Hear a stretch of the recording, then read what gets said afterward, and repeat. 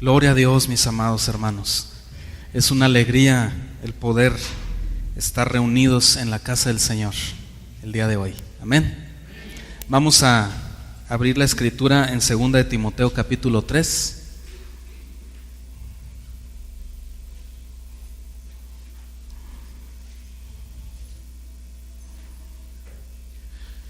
Y vamos a ver un tema muy importante. Hoy les había comentado que íbamos a hablar acerca de Armagedón, ¿verdad? Pero no lo vamos a hacer. La razón es que tenemos dos temas seguidos de carácter profético dentro de esta serie de los últimos tiempos. Y la idea también, ¿verdad?, en oración a Dios es equilibrar un poquito entre los temas proféticos y los temas de carácter práctico o devocional, ¿verdad? Entonces sí sentí, hermanos, orando al Señor, que ya un tercer tema en esa misma línea puede ser más provechoso la semana que entra, tal vez, ¿verdad? Eso nos hizo, el Señor nos hizo sentir paz, ¿no? En relación a eso, porque si pudiéramos, hermanos, si tuviéramos la oportunidad, dar una serie de conferencias, ¿verdad? Qué bueno sería que pudiéramos dar todo un fin de semana un taller, ¿verdad?, sobre el conflicto en el Medio Oriente. Hay tanto material y tanto por hablar todavía, ¿verdad? Y si pudiéramos dar las conferencias, hermanos de la iglesia que Dios les ha dado el don de la enseñanza, y pudiéramos armarnos un programa, híjole, hermano, sería bien provechoso, ¿verdad? Y dar unos 7, 8 temas. Pero sí, se ocuparía que fuera un congreso o algo así, ¿no? Tendríamos que planearlo. Y yo creo que funcionaría mucho porque es temático ya totalmente. Pero nosotros aquí en este caso, hasta que no hagamos algo así, si un día el Señor, claro, no lo permite, ¿verdad?, y está en sus planes, lo haremos. Pero en tanto no, tenemos ahorita la desventaja en el aspecto de la enseñanza, hermanos. Bueno, se le puede decir desventaja si se quiere ver desde ese punto de vista, de que nos vemos pues solo una vez a la semana, ¿verdad? Entonces está más lejos, ¿verdad? Entonces vamos a ver hoy algo de carácter más devocional. Yo creo que nos va a ayudar, ¿verdad? Algo más práctico. Y pues vamos a estar pidiendo la dirección de Dios, como siempre, que sea Él el que hable a su pueblo, que hable a su iglesia, que tome Él el control de nuestras vidas. ¿Cómo les ha parecido los estudios de la semana pasada y la antepasada acerca del Medio Oriente, verdad? Sí, pues damos gracias a Dios por eso, hermanos, porque esa es nuestra oración, no siempre, que de verdad pues lo puedan ustedes aprovechar, ¿verdad?, las enseñanzas. Bueno, pues vamos a ver hoy el carácter del cristiano en los últimos tiempos, ¿verdad? El carácter del cristiano en los últimos tiempos. Y vamos a basarnos aquí en la segunda carta de Timoteo, capítulo 3. Le vamos a estar dando lectura más a medida que vamos avanzando, pero sí los quiero invitar a que lo tengan ya ahí, hermanos. Yo creo que es muy significativo que tengamos la Biblia abierta, hermanos, física, ¿verdad? Y estemos pues con nuestra Biblia por ahí tomando alguna anotación. Si usted tiene también esa costumbre, ese buen hábito de tomar apuntes, tenga por ahí su boletín. Ahí viene un formatito, ¿verdad?, que le ponemos para que ponga por ahí algún pasaje o algo, ¿no? Y tenga ahí su pluma a la mano y vayamos interactuando, ¿verdad? Hay hermanos que traen a veces su marcatextos, yo los felicito, y van marcando de una vez en su Biblia los textos. Como les digo, los hermanos que tienen que usar las Biblias que tenemos aquí, para eso están aquí, para que se usen, está perfectamente bien.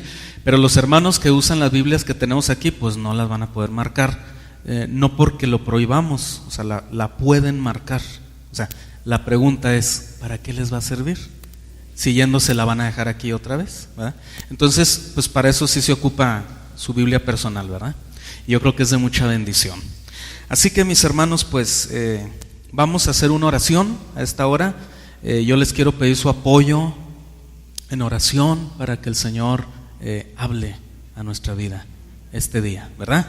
Si alguien se quiere poner de pie, pueden permanecer sentados algunos, está bien, pero si algunos hermanos me ayudan poniéndose de pie y junto conmigo, todos los que se pusieron de pie, me ayudan a hacer una oración, hermanos. Oramos juntos, por favor, y le pedimos al Señor que nos hable a través de su palabra, ¿verdad? Vamos a orar, hermanos. Padre bendito, en el nombre de Jesús, gracias, Señor eterno, Dios del cielo y de la tierra, majestuoso Señor, te damos gracias esta preciosa tarde por la oportunidad, Señor, de venir delante tuyo.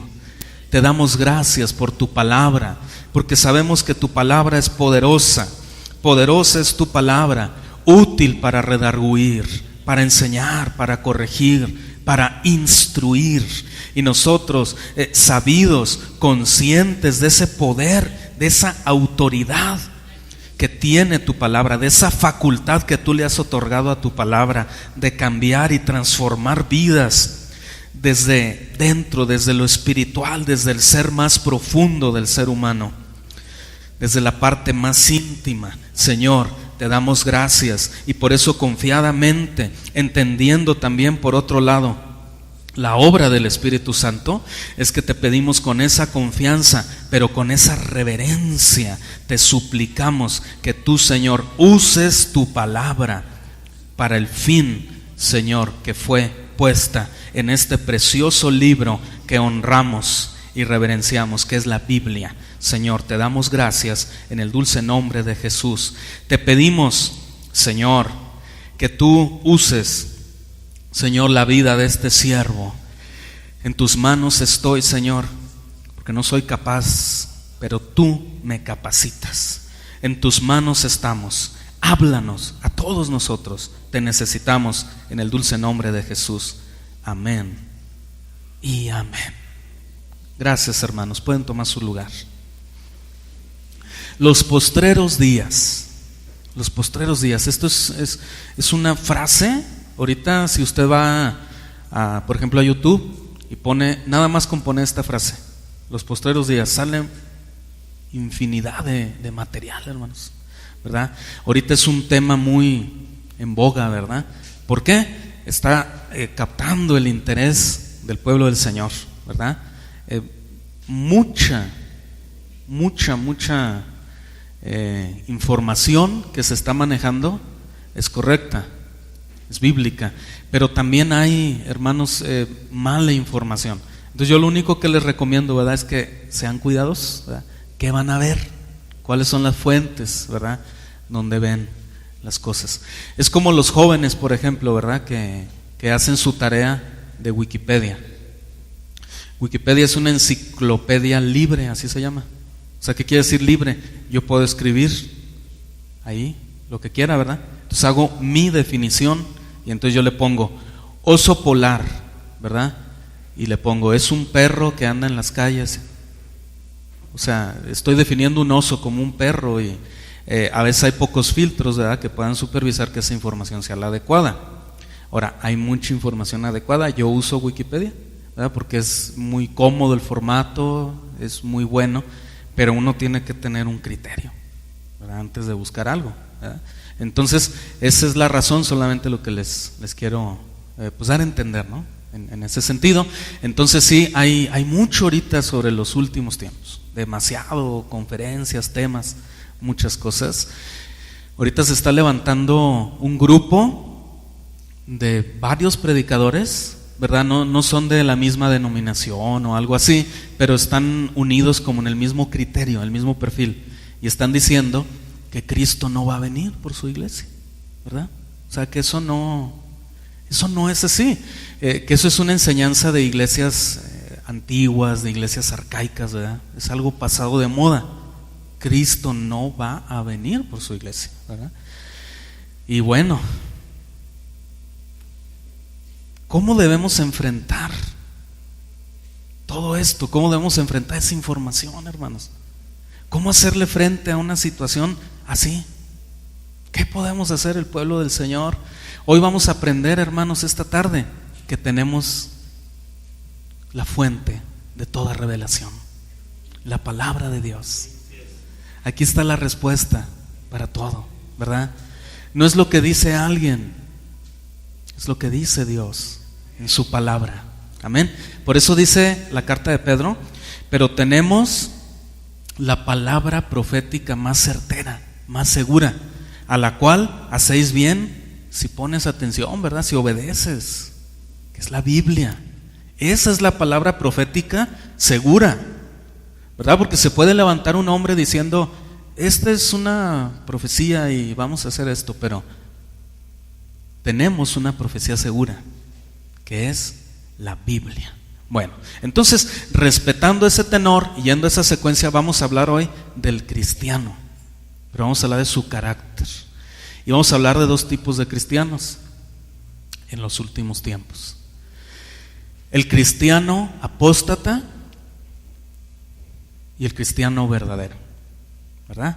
Y aquí este capítulo nos da mucho margen. Los postreros días es una frase griega, ¿verdad? Pablo la toma porque se usaba en Grecia comúnmente en ese tiempo para expresar ciertas ideas, incluso hasta ciertos conceptos filosóficos, ¿verdad? Es como en los tiempos de Charles Chaplin, cuando él comienza a hacer algunas de sus películas. Hizo una película que se llama Tiempos Modernos, ¿verdad? Esto tenía que ver con la explosión industrial y con todo lo que en su momento, cuando él estaba viviendo, era novedoso, ¿verdad? O era nuevo.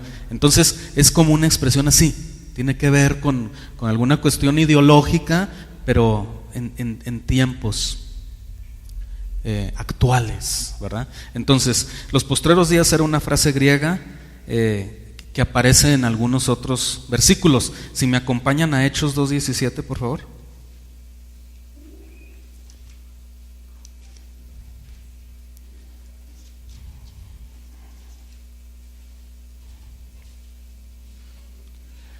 Capítulo 2 del libro de Hechos, verso 17. ¿Lo tienen por ahí, hermanos? Dice la palabra del Señor: y en los postreros días, dice Dios, derramaré de mi espíritu sobre toda carne, y vuestros hijos y vuestras hijas profetizarán, y vuestros jóvenes verán visiones, y vuestros ancianos soñarán sueños. Este es un versículo que toma Pedro del libro de Joel, un libro profético, ¿verdad? Toma Pedro ese versículo porque ellos en ese tiempo contaban con Biblias, ¿verdad? Se le conocía como la Septuaginta. Era una versión en griego que estaba al alcance, ¿verdad?, de la gente popular, y ellos estudiaban sobre esa versión. Se llama la Septuaginta porque la escribieron 70, la tradujeron, mejor dicho, 70 eruditos, ¿verdad? Y por esa es la razón. Entonces, hermanos, Pedro toma este versículo, ¿no? Pero le antepone esto, dice: en los postreros días. En los postreros días, dice Dios. Y entonces va a una escritura pasada. Entonces, ¿cómo podemos tomar nosotros una revelación de una escritura pasada y aplicarla a los postreros días? Es lo que hizo Pedro, ¿verdad? Tuvo la visión del Espíritu Santo, tuvo la revelación del Espíritu Santo de discernir que lo que pasó el día de Pentecostés en el capítulo 2 del libro de los Hechos, el derramamiento del Espíritu Santo, era el cumplimiento profético de aquel pasaje, ¿verdad? Y Pedro, hace 2000 años, pudo catalogar esa vivencia como los postreros días. ¿Qué queremos establecer con esto? Que cuando la Biblia nos habla de los postreros días, no exclusivamente, hermanos, va a hablar siempre de los días inmediatamente antes del arrebatamiento o de la segunda venida de Cristo. No siempre. Por eso tenemos que tener cuidado a la hora de interpretar. ¿A qué se está refiriendo? ¿A qué aspecto? Porque la iglesia del Señor tiene 2000 años viviendo en los días postreros, porque para cada generación eran sus días postreros. Pablo predicaba sintiendo que Cristo estaba a la puerta. Así lo hacía, ¿verdad? Para él, Cristo estaba ya por venir, pero así, inmediatamente, porque había señales, había guerras, había situaciones. En el año 70 hubo una guerra tremenda en Jerusalén, una invasión, mejor dicho, ni fue guerra. Y los ejércitos de Tito llegan, ¿no?, al templo y sacrifican un cochino ahí en el altar, y bueno, cosas tremendas. Entonces, para Pablo, él podía decir: estamos viviendo los postreros días. Cristo está por venir, ¿verdad? Y en las iglesias se predicaba de esto, se predicaba la segunda venida de Jesús. Era un tema recurrente. Y entonces Pedro tuvo que escribir, hermanos, en su carta, en el capítulo 3, en la primera, tuvo que escribir: el Señor no retarda su promesa, según algunos lo tienen por tardanza, sino que es paciente para con todos, no queriendo que nadie perezca, sino que todos procedan al arrepentimiento. Entonces, ¿por qué, hermanos, Cristo no ha venido aún? ¿Qué lo frena? ¿Qué lo detiene? Proféticamente hablando, el cumplimiento de muchas cosas aún, ¿verdad? La manifestación del anticristo, aunque ha habido muchos anticristos, ¿verdad? Y entiéndase por anticristo, hermanos, en dos vertientes. Primero, alguien que se pone en el lugar de Cristo. Esa es la primera definición. Un anticristo es el que se pone en el lugar de Cristo, ¿verdad? Un líder carismático, alguien. Hay mucho de esto. Y lo segundo es alguien que está en contra de Cristo. Eso es un anticristo. Pero tiene que manifestarse históricamente un anticristo mundial, reconocido mundialmente. Y el Apocalipsis da características, dice qué tipo de líder va a ser, qué va a hacer, qué va a decir. La bestia, el falso profeta. Algunos teólogos, los más liberales, no los conservadores, le nombran a esto la Trinidad satánica. Los más conservadores no les gusta esa definición porque dicen que la palabra Trinidad no se debe ni siquiera de usar en ese contexto. Esa es la razón. Pero sí son tres manifestaciones diabólicas, ¿no? Que es la bestia, el falso profeta y el anticristo. Entonces tiene que pasar eso. Ahora, los apóstoles le preguntaban a Cristo: Señor, ¿cuándo va a pasar todo esto, no? Esto estamos recapitulando nomás un poquito para ir al carácter del cristiano rápidamente. Y entonces Jesús distingue que ellos se estaban basando en una señal profética. Dice los discípulos: ¿no iba a venir Elías? Y Jesús les dice: la verdad, Elías ya vino, hablando de Juan el Bautista. Pero estaba hablando de la primer fase de la venida de Jesús. Lo que tenemos que entender cuando estudiamos palabra de Dios en relación a días postreros, hermanos, es que los días postreros abarcan desde el día en que la iglesia fue fundada y establecida en el capítulo 2 de Hechos, con el advenimiento del Espíritu Santo a los discípulos y a los apóstoles que estaban ahí, hasta un segundo antes que Cristo venga por segunda ocasión, por su iglesia, ¿verdad? Es el tiempo de la iglesia. Estamos viviendo la dispensación de la gracia, ¿verdad? Es un tiempo de gracia. Estamos viviendo un tiempo de gracia.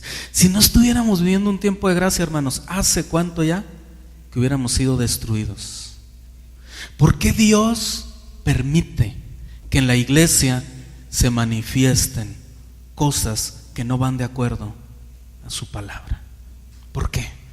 Por la sencilla razón que Él nos enseñó claramente, hermanos, en el Evangelio, que en el campo, la iglesia representa un campo, un plantío, ¿verdad? Hay un enemigo que viene por la noche y siembra cizaña, ¿verdad?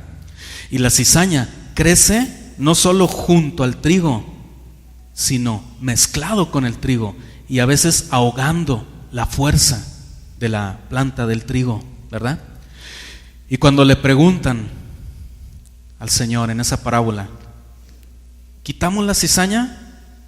¿Qué contestó el Señor? A mí me llama la atención eso. Déjenla, porque tal vez pueden también dañar el trigo. Déjenlo que crezcan juntamente, pero en el día final, en el día postrero, en los últimos días, entonces yo pondré el trigo en mis graneros y la cizaña será quemada en el horno, en un fuego que no cesa. Tenemos, hermanos, que entender que en toda iglesia, no esta, en toda iglesia hay trigo y hay cizaña. Es un tema complicado de hablar, ¿no? Porque yo creo que todos nos sentimos un poquito incómodos, ¿no? Al decir, aquí en esta iglesia hay cizaña y nadie queremos ni voltear, ¿verdad? Ni medio milímetro. No se va a sentir aludido a alguien, ¿verdad? O algo. Entonces es un tema difícil, es difícil, pero es la verdad. Es la verdad. Y cuando nosotros logramos entender eso, hermanos, dejamos de buscar la impecabilidad en cada creyente, ¿verdad? Porque a veces eso es algo que nos frustra. A veces muchos de nosotros con muy buena intención, con muy buena actitud, ¿verdad? De corazón, de la mejor manera, estamos buscando que la iglesia esté bien. Queremos que la iglesia esté bien. Y volteamos un poquito alrededor y vemos y decimos, híjole, estos jóvenes vienen a la iglesia, pero mira cómo viven, así como una doble vida. Este hermano viene a la iglesia, pero dice muchas malas palabras todavía. ¿Qué pasa? ¿Qué estamos haciendo mal? Tal vez no estamos haciendo nada mal, tal vez. Ahora, Dios tiene que hablar en nuestra vida, pero tal vez no estamos haciendo nada mal como iglesia. Vaya algo grave o dramático. Toda iglesia falla en un punto, ¿no? Las iglesias fallamos porque nos cuesta tener la capacidad de equilibrar todos los aspectos de la vida cristiana. Entonces, por temporadas, esto no es que seamos cambiantes, ¿verdad? O en una actitud bipolar espiritual. Lo que sucede es que a veces por temporadas enfatizamos un poquito más, por ejemplo, el evangelismo, ¿verdad? Y andamos muy motivados a hablar de evangelismo. Entonces, en ese tiempo que estamos cuidando el evangelismo, la iglesia se fortalece en ese aspecto. Pero luego nos damos cuenta que descuidamos el discipulado y que ya vinieron 2, 3 familias nuevas y que no les estamos dando fundamento bíblico y que siguen practicando cosas que no están acorde a la palabra de Dios. Y entonces traemos un programa para el discipulado. Y entonces comenzamos a cuidar el discipulado y ya nos olvidamos otra vez un poquito del evangelismo. Eso pasa, ¿verdad? ¿Se han fijado? Pero pasa en todas las iglesias, ¿verdad? Eso pasa. ¿Por qué? Pues porque somos incapaces. ¿Quién es el que es capaz? Dios, ¿verdad? Y de Él viene nuestra capacidad. Él es el que nos capacita. Bueno, entonces el hecho, hermanos, el hecho de todo esto es que nosotros sin tratar de identificar, vamos a decir, es importante partir de este punto. Yo le recomiendo que no trate de identificar para que no tenga usted pues después una situación con Dios, ¿verdad? No buscar exactamente hacia una persona y decir, yo creo que esta persona es cizaña. ¿Sí me explico?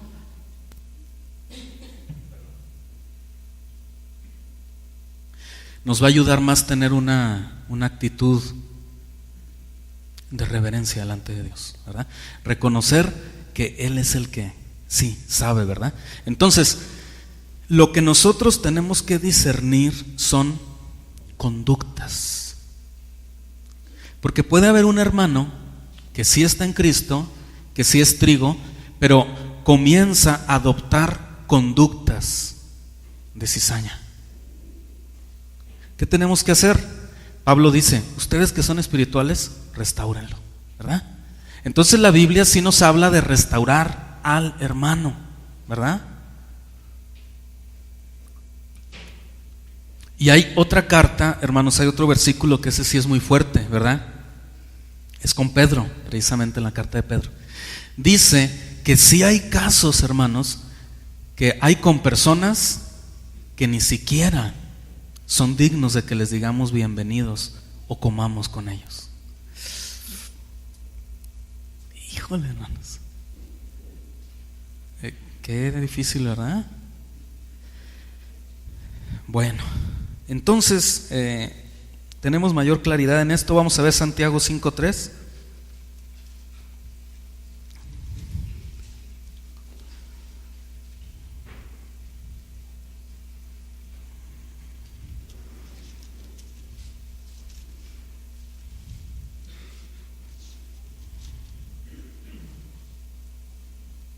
Santiago 5:3.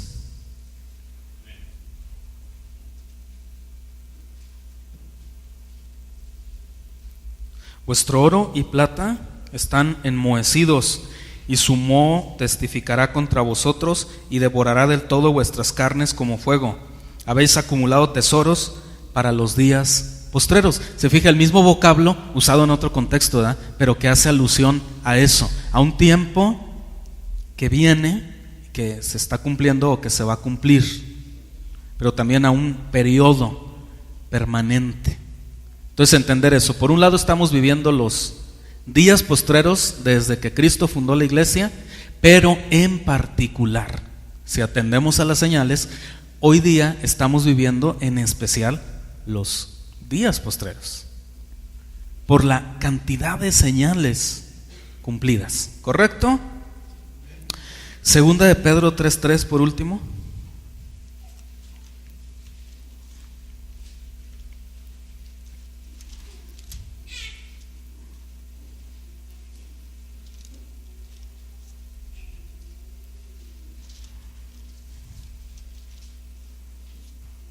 Aquí es el pasaje que les decía, ¿verdad? Lo del día del Señor, segunda de Pedro 3.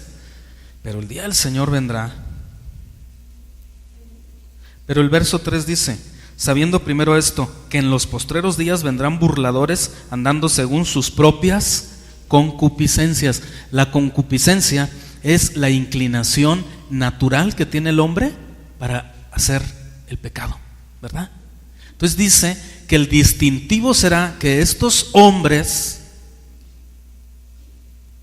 serán llevados por su propio pecado. Cuando el pecado nos domina, no podemos caminar en la voluntad de Dios. Cuando tenemos, hermanos, una idea de la gravedad del pecado, tenemos un concepto ya muy diferente, hermanos. El pecado fue lo que provocó que nuestro Señor Jesucristo tuviera que padecer todo ese sufrimiento tan grande y morir en una cruz por nosotros, para alcanzarnos. El pecado es horrible. El pecado nos separa de Dios.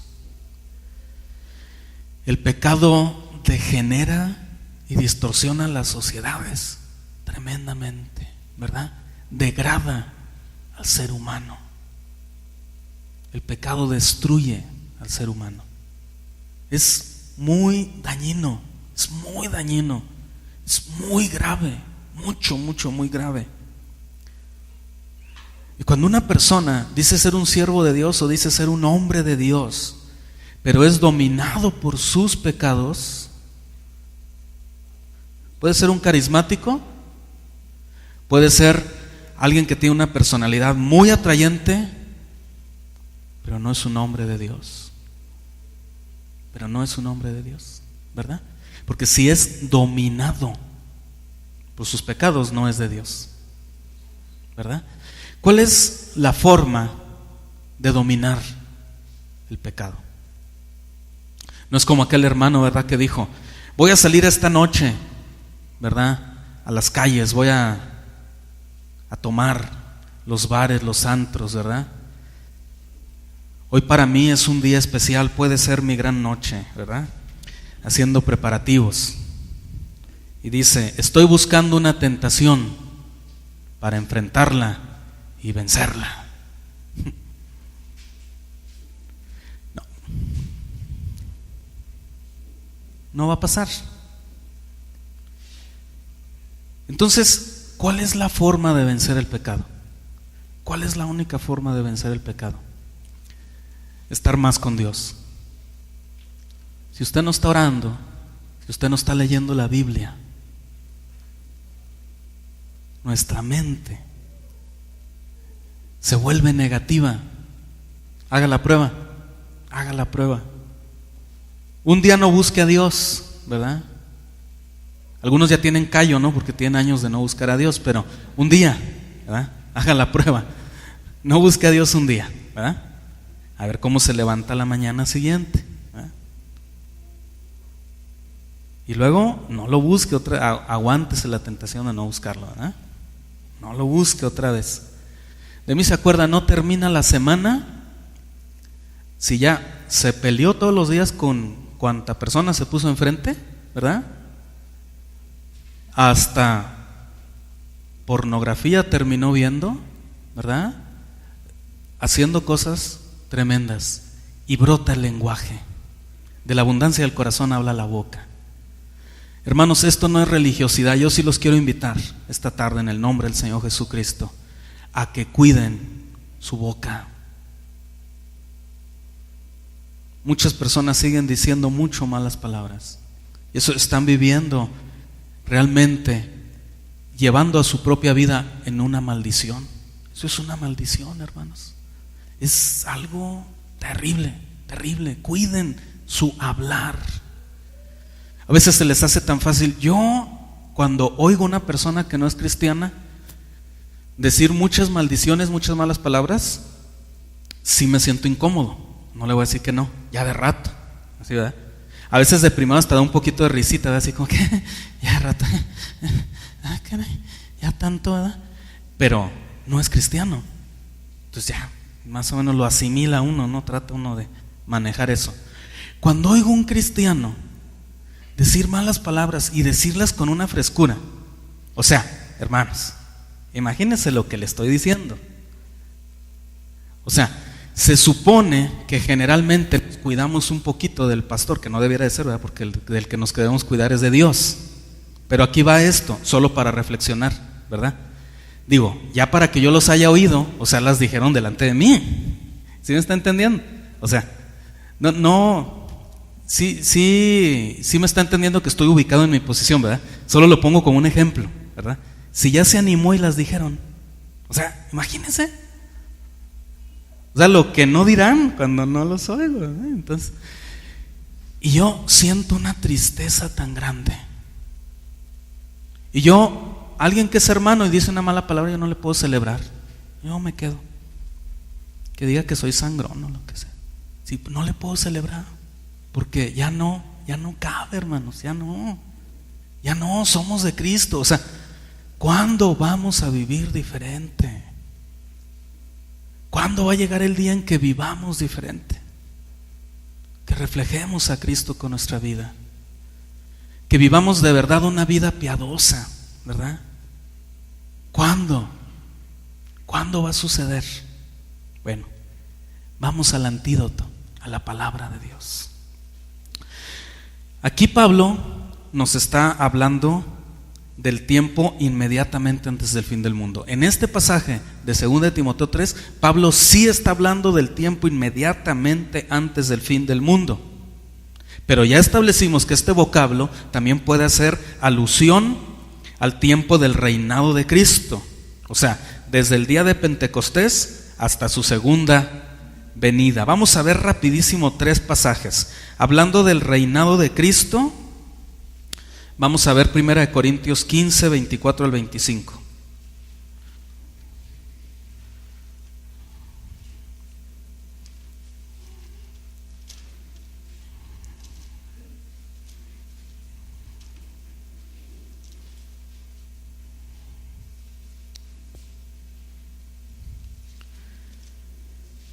Y sabe que algo que está pasando en esta generación es que no llamamos a las cosas por su nombre, ¿verdad? Ese es un problema como cristianos, fíjese.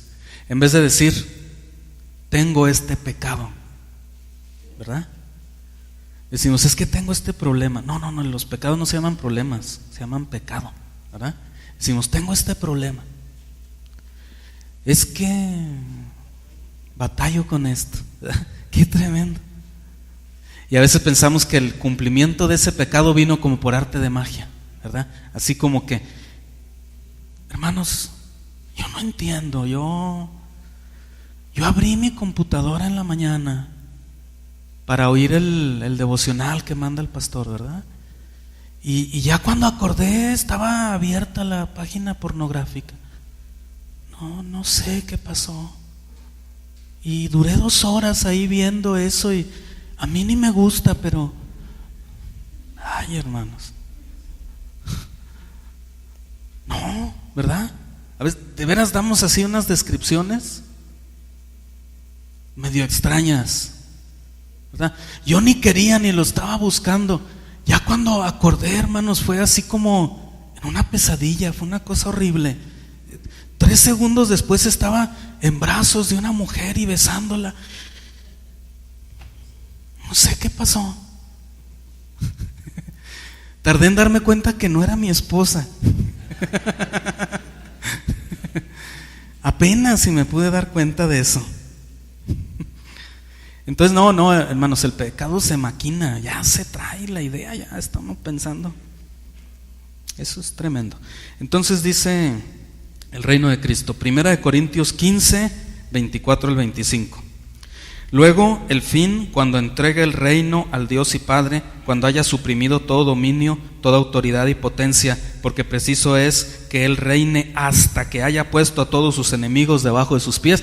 Dice que Cristo tiene que reinar hasta que todos sus enemigos sean puestos debajo de sus pies. Gloria al Señor, un cumplimiento profético. Ahora, vamos a hablar cuándo se abre la iglesia, cuándo se apertura la iglesia. Vamos rápido otra vez a Hechos 2. Rapidito para establecer estas últimas cosas. Pentecostés, ¿verdad? Hoy día poco se conoce sobre qué es Pentecostés, ¿verdad? Usted le pregunta a una persona, ¿qué es Pentecostés? Y hay gente que dice, hablar en lenguas. ¿O qué es Pentecostés? Mi corte doctrinal. No. Pentecostés era una festividad judía, ¿verdad? Y en el marco de esa fiesta judía pasó esto, ¿verdad? Que es una bendición. Dice, cuando llegó el día de Pentecostés, era un día ya en el calendario de los judíos, estaban todos unánimes juntos, y de repente vino del cielo un estruendo como de un viento recio que soplaba, el cual llenó toda la casa donde estaban sentados, y se les aparecieron lenguas repartidas como de fuego, asentándose sobre cada uno de ellos, y fueron todos llenos del Espíritu Santo, y comenzaron a hablar en otras lenguas, según el Espíritu les daba que hablasen. Pero hablaban lenguas existentes en esa época. Moraban entonces en Jerusalén judíos, varones piadosos de todas las naciones bajo el cielo. Y hecho este estruendo, se juntó la multitud y estaban confusos porque cada uno les oía hablar en su propia lengua, ¿verdad? Eran lenguas entendibles, ¿verdad? Estaban hablando en lenguas que se conocían. Y estaban atónitos y maravillados diciendo, mirad, ¿no son galileos todos? O sea, ¿son ya ahora bilingües? ¿A qué horas aprendieron a hablar nuestras lenguas? ¿Cómo pues los oímos hablar a cada uno en nuestra lengua y en la que hemos nacido?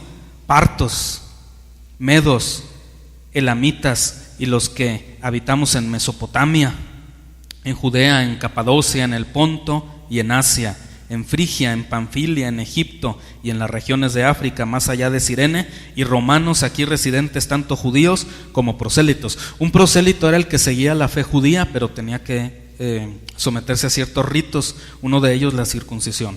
Cretenses, árabes, les oímos hablar en nuestra lengua las maravillas de Dios, y estaban todos atónitos y perplejos, diciendo unos a otros, ¿qué quiere decir esto? Mas otros burlándose decían, estos están tomados, no han digerido su vino, estos están llenos de mosto. Y viene la inauguración de la iglesia. Las dos fases: primero, la investidura de poder sobrenatural del Espíritu Santo, y la segunda fase, la misión de la iglesia. Aquí viene el cumplimiento de Mateo 28, 19 al 20, la gran comisión. Entonces Pedro, poniéndose en pie con los 11, alzó la voz. El evangelio es para hablarse, para decirse. Alzó la voz y les habló diciendo, varones judíos y todos los que habitan en Jerusalén, esto sea notorio y oíd este mensaje. Les dio el plan de salvación, ¿verdad?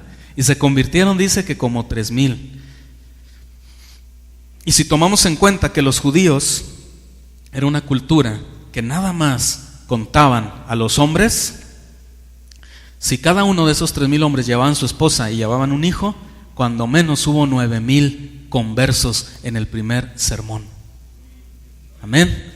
Gloria a Dios. Ahí, hermanos, entonces se inaugura la iglesia cristiana. De ahí venimos, eso somos, esa es nuestra identidad, eso es la iglesia. De ahí venimos, ese es nuestro origen. Ese es nuestro origen. Ahí comienza todo, hermanos. No somos una religión gringa, dicen algunos, ¿verdad?, de Estados Unidos. No, ¿verdad? Venimos de ahí, venimos de Jesucristo, ¿verdad? Lo que Constantino hizo después en el siglo IV, eso ya será otra historia para siempre. Eso ya es otra cosa. De ahí se establece el orden de una religión universal. Cristo no dejó una religión universal. Dejó un estilo de vida, dejó una relación personal con Dios en el que nos advierte que seremos rechazados y en el que la puerta es estrecha y el camino es angosto. Este evangelio es universal, es para todos, pero no todos vendrán al conocimiento de este evangelio. Realmente es un mensaje que acepta o que reciben minorías más que mayorías, ¿verdad? Y tenemos que considerar eso. ¿Cuánta población hay en Calera?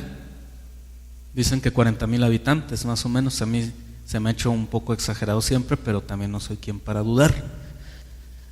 Yo me gustaría más creer que unos 28,000, no sé, se me hacen muchos 40,000, pero está bien, 40,000, claro, cabecera municipal y todo lo que depende, está bien, 40,000 habitantes. Ahora, ¿cuántos cristianos sabemos en Calera? En esta iglesia más o menos, con nuestros niños, unos 130, 140 personas. Las demás iglesias, le sumamos, seamos muy amigables con la cantidad y digamos 1,000 cristianos en Calera, ¿verdad? Tal vez no los haya, pero 1,000 cristianos. Ahora, ¿cuánto es el 10% de 40,000? 4,000, ¿verdad? Si hubiéramos 1,000, en el mejor de los casos, no somos ni el 10%, ¿verdad? Somos un 2.5%. Ojalá, hermanos, que fuéramos 1,000. Solo les dejo esa reflexión, ojalá, porque, ay, hermanos, me estaban comentando de una iglesia, no se trata de números, pero sí duele, ¿verdad? Están comentando de una iglesia, son amigos muy queridos, gente que uno ama, que se están reuniendo 6, 7 personas el domingo, en el culto del domingo. Una iglesia de aquí de Calera, 6, 7 hermanos, así, 6, 7 personas. Por eso le digo, me estoy yendo muy lejos, ¿verdad? Con 1,000, ¿verdad? Entonces, hermanos, de verdad, no se ha logrado realmente impactar mucho en nuestra sociedad.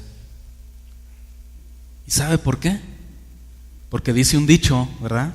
En el campo de misiones se dice este dicho, muy bien dicho: las palabras convencen, pero el testimonio arrastra, ¿verdad? Impacta, abruma. Un buen testimonio. Decía un hermano, estaba viendo un estudio muy interesante. Dice, los budistas y los tibetanos son gente que vive con mucho más paz que la gran mayoría de los cristianos occidentales. Usted sabe, occidente se refiere a Estados Unidos, América Latina, este lado del charco para acá, ¿verdad? Entonces dice, viven con mayor paz, sin estrés. ¿Y sabe cuál es el secreto? Los budistas y los tibetanos tienen en su ideología y filosofía de vida cero apego a las cosas materiales.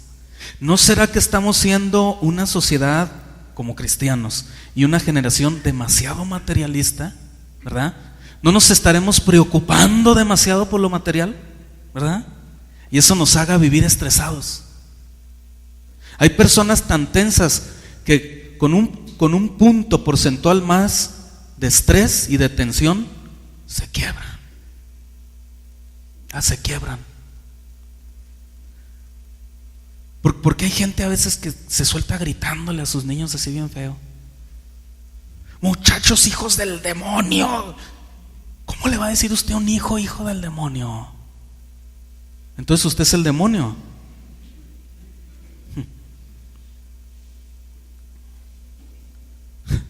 Qué tremendo, ¿verdad?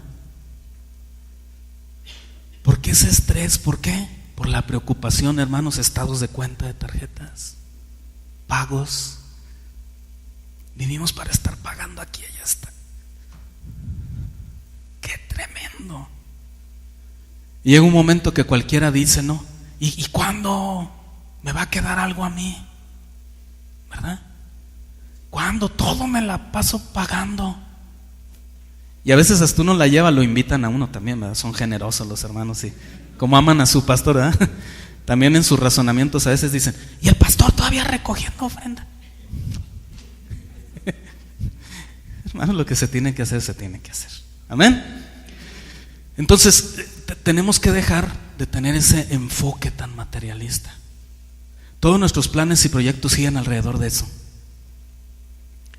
Quiero hacer esto, quiero hacer aquello, pero todo va a ser más dinero, más dinero, más dinero, más dinero, más dinero, más dinero. Y la gente multimillonaria se está convirtiendo a Cristo porque vienen y dicen, ¿sabes qué? El dinero no da la felicidad. Y nosotros le contestamos, sí, oiga, pero ¿cómo ayuda? Entonces, la gente millonaria se está dando cuenta que eso no es lo que hace feliz. Y nosotros estamos buscando la felicidad a través del dinero, a través de lo material. Y lo espiritualizamos. Para eso los cristianos nos pintamos solos. No estudiaremos la Biblia, no tendremos un devocional, ¿no? Pero para cuando se ofrece aplicar una verdad bíblica, nos sale lo teólogo. Bueno, no dice en la Biblia que Abraham era rico y que...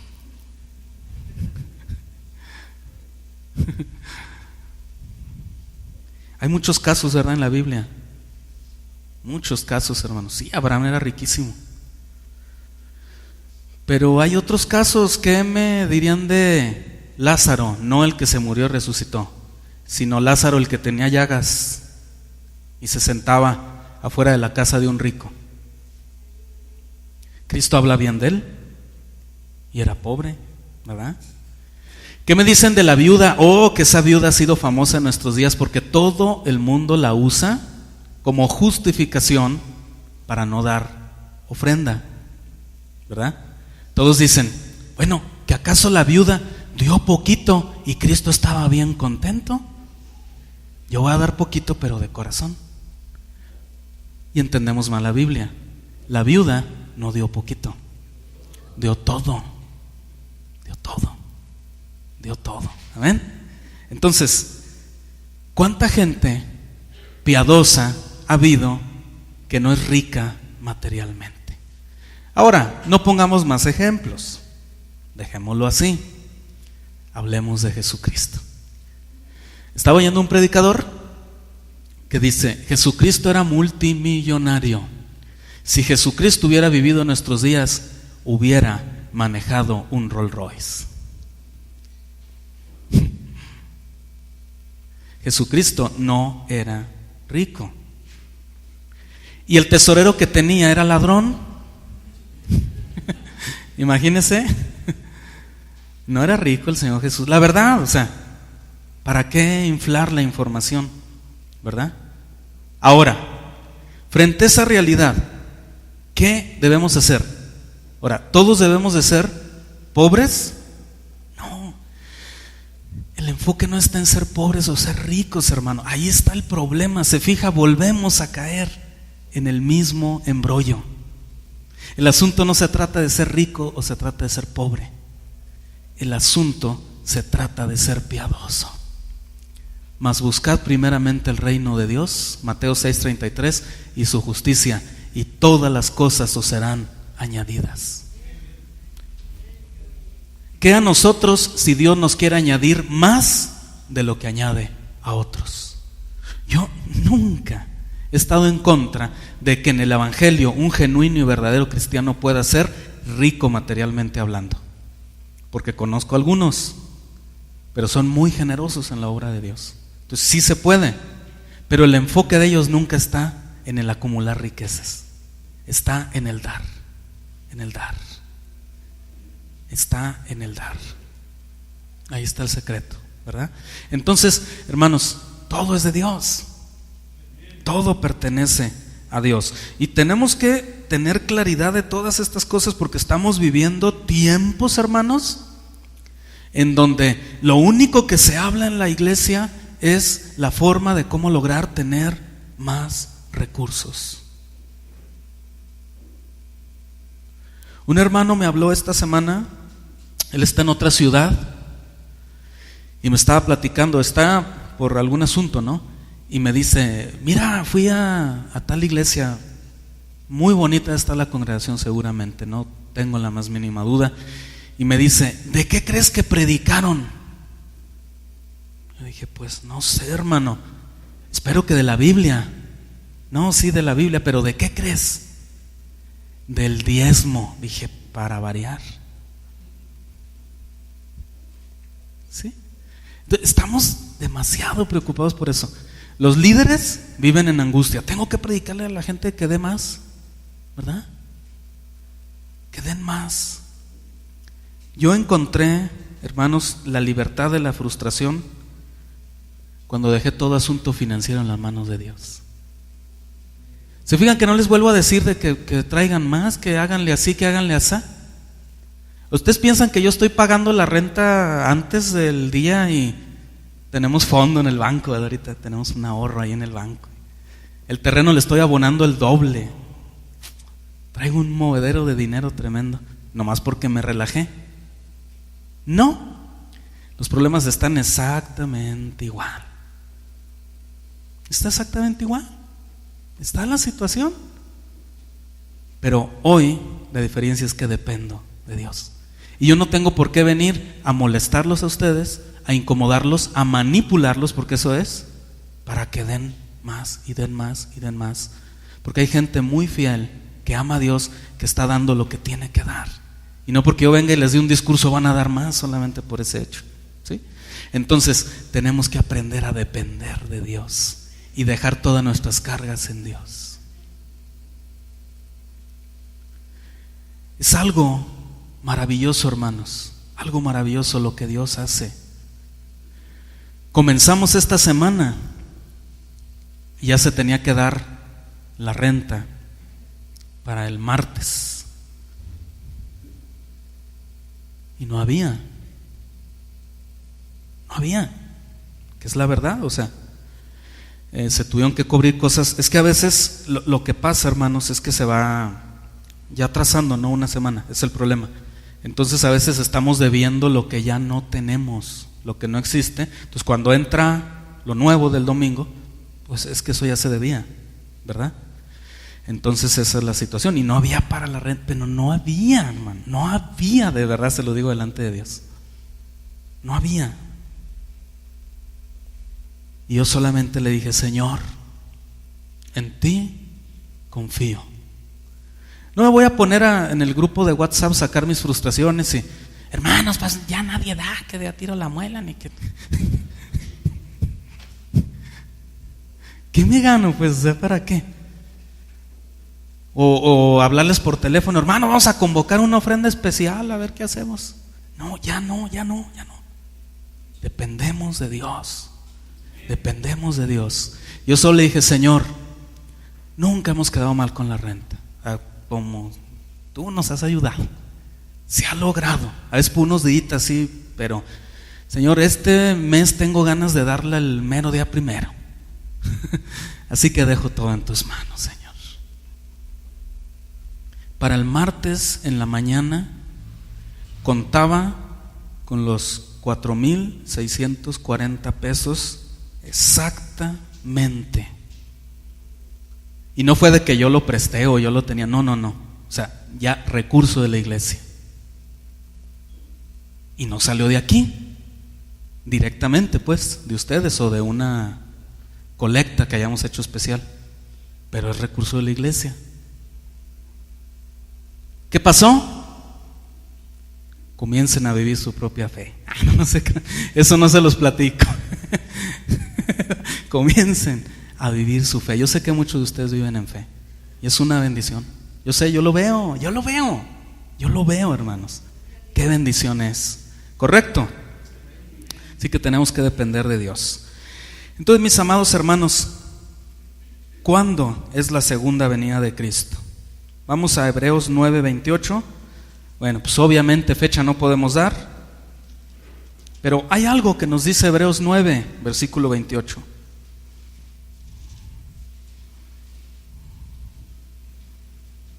Así también Cristo fue ofrecido una sola vez para llevar los pecados de muchos y aparecerá por segunda vez sin relación con el pecado para salvar a los que le esperan. Está hablando de un Cristo que ya no está relacionado al pecado, porque Él ya el pecado lo purgó en la cruz del Calvario. Cuando resucitó no con relación al pecado. ¿Quién nos puede salvar del pecado? 3, 4 hermanos están conviccionados. Vamos a preguntar otra vez. ¿Quién nos puede salvar del pecado? Solo Cristo. Solo Cristo salva, hermanos. Así que, como dijo una vez un pastor, un gran amigo, después de esta introducción de 50 minutos, vamos ahora sí al contenido del sermón. Si me viera un maestro de instituto bíblico ahorita me daba cuello. Decirle, les hemos dicho que la introducción no debe durar más de 5 minutos. Bueno, pues yo hago introducciones de 50 minutos. Vamos a ver la palabra carácter. Conjunto de rasgos, cualidades o circunstancias que indican la naturaleza propia de una cosa o la manera de pensar y actuar de una persona o una colectividad, y por lo que se distingue de los demás. El carácter es lo que te distingue. Es tu característica. Ese es el carácter. Entonces, el carácter del cristiano en los últimos tiempos, el cristiano apóstata. Vamos a ver la apostasía en los últimos días. Ahora sí, vamos a 2 de Timoteo 3. Vamos a ver versículos 1 al 9.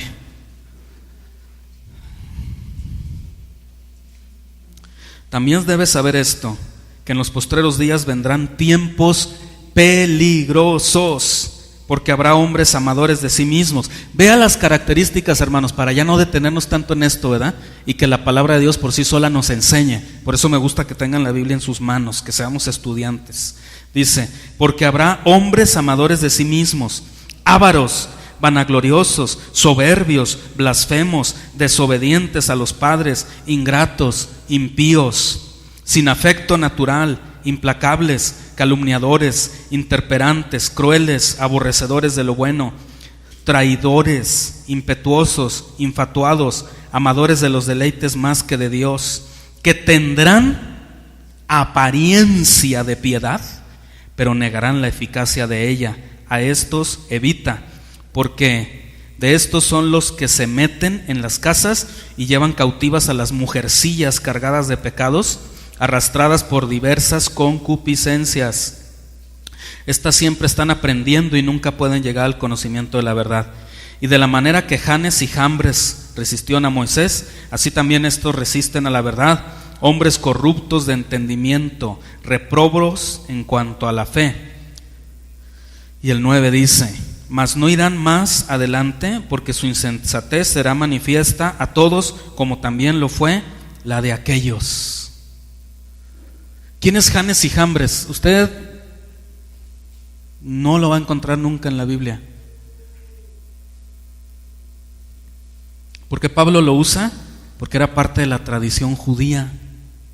En los libros de la tradición judía hablaba de Janes y Jambres como las personas que se encuentran en este pasaje que les voy a leer a continuación. Éxodo 7:11. Ahí está Janes y Jambres, sin decir su nombre. Entonces, ¿de dónde sacan el nombre los judíos? Pues de sus tradiciones. Entonces, llamando también Faraón sabios y hechiceros, e hicieron también lo mismo los hechiceros de Egipto con sus encantamientos. Hay un problema con estos tiempos, hermanos. Mucha gente dice, pero pastor, ¿cómo va a ser malo eso que se está haciendo en esa iglesia o se está haciendo en esa campaña si pasan cosas? Si se ve así lo sobrenatural. No, a mí ha habido hermanos que me han dicho, así a ese nivel, ¿verdad? A ese grado. Hermano, pasan más cosas que con nosotros no pasa nada, ahí no pasa nada.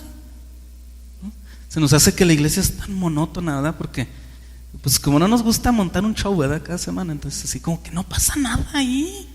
Y acá mire, sí pasa, yo veo, no hombre, el poder. Hay un señor que se agarra una manguera. Si usted ve la campaña evangelística del hombre de la manguera, si le gusta mucho mojarse, pues vaya, si no, no vaya. Agarra una manguera y agarra manguerazos recibe la unción de la manguera y trae unos manguerazos ahí. Y cuando no se cae la gente con la manguera, ¿sabe qué hace el ingrato? Se sube a la plataforma y con el pie les hace así en la cabeza. Y también el zapato tiene unción y les manda un zapatazo.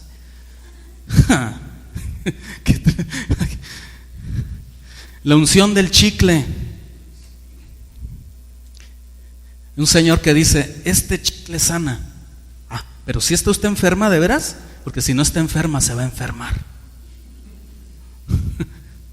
El chicle. Este chicle sana.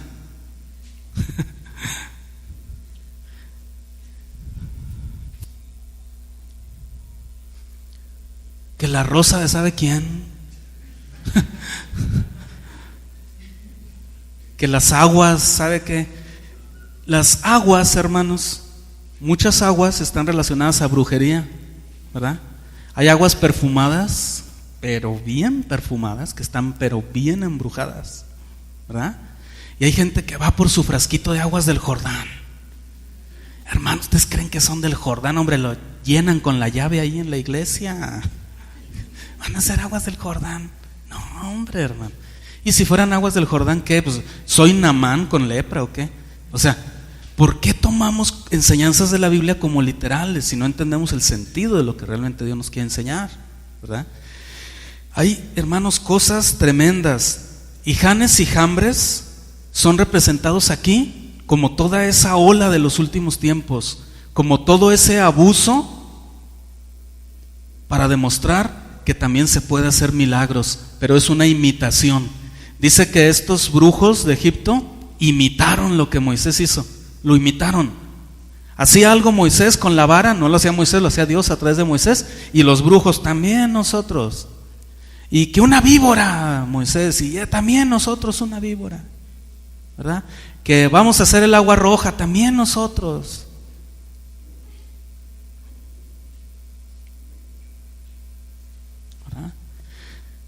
Hay pastores, yo vi el programa, hermanos, yo vi el programa, no le estoy mintiendo. ¿Ha visto? Por ejemplo, hay un programa que pone al descubierto los trucos de los magos, que se llama, ¿verdad?, El Mago Enmascarado, ¿verdad? Pues ese ahí descubre a todos los magos, ¿verdad? Pues hay programas también donde descubren a los falsos, ¿verdad? También, gracias a Dios. Y ahí se ve cómo, mire, se pone en brillantina aquí, hermanos.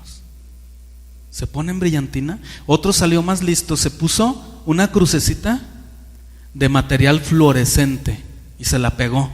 Y entonces estaba ahí, entonces, ¡ay, yo voy a orar por ti! No. Y oro por Ofe ahí, ¿no? Y le pongo la mano y luego apagan las luces, como son iglesias que tienen show de luces, ¿verdad? Y eso. Y entonces hay una luz fluorescente. Y de repente alguien se da cuenta que Ofe tiene en la frente la cruz. Sangre de Cristo. ¿Se fija? Pero es un espectáculo montado. ¿A mí para qué me sirve andarle pintando crucecitas a Ofe? Mejor, ¿sabe qué, Ofe? Mire, vamos a buscar a Dios, ¿verdad? Mejor. ¿De qué nos sirve una cruz pintada ahí? Vamos a salir igualitos, ¿verdad? ¿Para qué? Ay, Dios, hermanos. Segundo, la autoridad de la Biblia en los últimos días, versículos 10 al 13. Pero tú has seguido mi doctrina, conducta, propósito, fe, longanimidad, amor, paciencia, persecuciones, padecimientos como los que me sobrevinieron en Antioquía, en Iconio, en Listra, persecuciones que he sufrido y de todas me ha librado el Señor, aleluya. Y también todos los que quieren vivir piadosamente en Cristo Jesús padecerán persecución. Ese es el evangelio que Cristo nos ofrece, el real. todos van a padecer, ya para que no se peleen, todos van a padecer. Qué tremendo, dice el 13, mas los malos hombres y los engañadores, mire qué tremenda declaración bíblica, irán de mal en peor, engañando y siendo engañados. Yo he visto pastores, hermanos, con doctorado honoris causa, con doctor en divinidades, teología, con todo el conocimiento bíblico, escriben libros. Y llega alguien a la iglesia y les da una profecía y los he visto así casi aceptando a Cristo otra vez, llorando y engañando y siendo engañados. Dios les va a dar para un edificio. Yo ahorita me hago profeta y hermanos, Dios les va a dar para un edificio. Ustedes van a tener un edificio de 5 hectáreas y no se van a endeudar y van a pagar todo de contado. Y pasen las canastas, ahorita ustedes van a dar. Pues lo están pagando ustedes. ¿Se fijan? ¿Sí se han dado cuenta de ese punto? ¿Quién lo paga? La gente, ¿verdad? Son solamente diferentes metodologías, ¿verdad? Debemos tener cuidado con eso. 3. El antídoto para la apostasía, versos 14 al 16. Pero persiste tú en lo que has aprendido y te persuadiste, sabiendo de quién has aprendido y que desde la niñez has sabido las sagradas escrituras, las cuales te pueden hacer sabio para la salvación por la fe que es en Cristo Jesús. Toda la escritura es inspirada por Dios y útil para enseñar, para redarguir, para corregir, para instruir en justicia. ¿Cuál es el antídoto para toda esta apostasía? La palabra de Dios. Versículo 17, el carácter del verdadero cristiano. ¿Cuál debe ser el carácter del verdadero cristiano?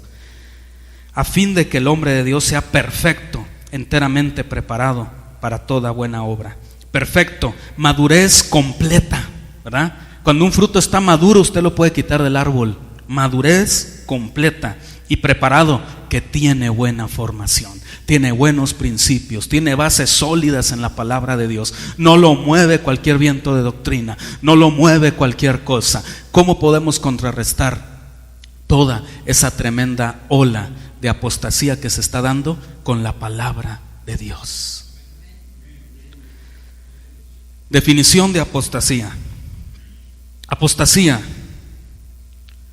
o sea, el apartarse de la fe, es el acto por el cual una persona que ha profesado creer en Cristo rechaza de manera deliberadamente la verdad revelada en cuanto a 1. La deidad de Jesucristo y 2. La redención que Él efectuó por medio de su sacrificio expiatorio. La apostasía difiere, por lo tanto, del error tocante a la verdad. Es diferente estar en un error en cuanto a una verdad bíblica, que eso más bien puede ser el resultado de ignorancia, de ignorar la Biblia, o de la herejía. La herejía también es diferente. Puede tener como causa la herejía el lazo del diablo. Una persona que está en el lazo del diablo entonces puede caer en herejía, pero es diferente a la apostasía.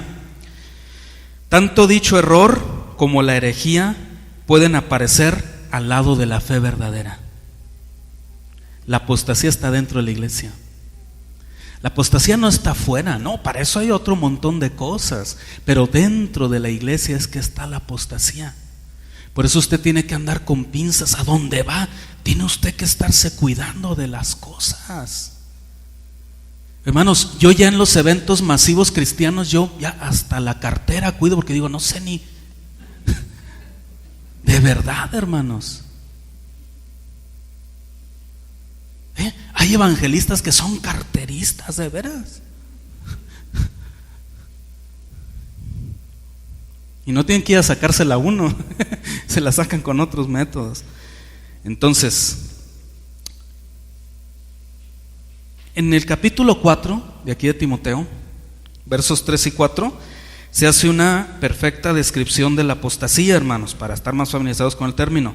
Los apóstatas se apartan de la fe pero no abandonan la práctica externa del cristianismo. Los maestros apóstatas son descritos en las cartas, ¿no?, de Timoteo, en Pedro, en Judas. Pero la apostasía estará dentro de la iglesia. Una persona que se hace apóstata no deja de practicar el cristianismo. Por eso usted tiene que estar alerta.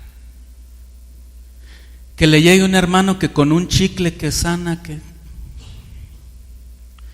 hermano, ahorita le duele la espalda, ahorita le acomodo la espalda con un zapatazo. Tenga cuidado,